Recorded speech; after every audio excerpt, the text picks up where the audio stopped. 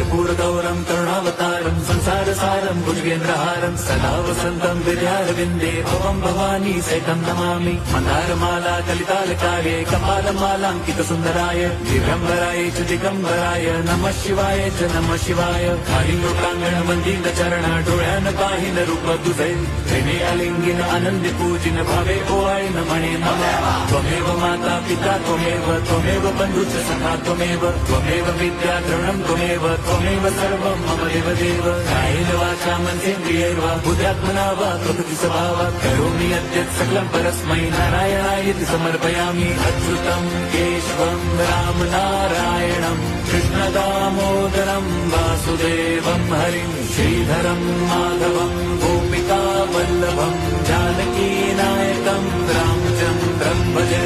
Hare Ram